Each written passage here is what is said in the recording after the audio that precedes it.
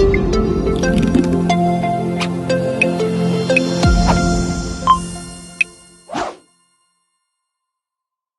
everyone, welcome back to our channel. In the previous video, we have learned how to create an automated cloud flow. In this video, we will learn how to create a scheduled cloud flow. In this video, we will create a scheduled cloud flow to post a message in a chat or channel every minute.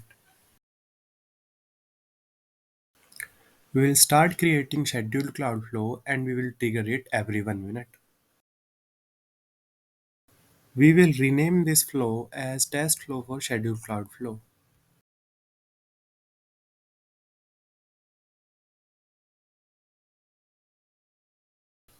We will add an action. We will search for teams and search for post a message in a chat or channel.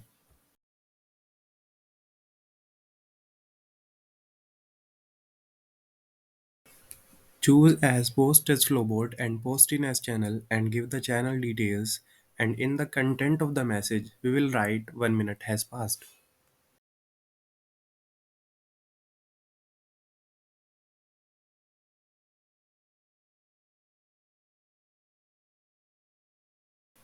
Now we will save this flow and we will test this flow manually.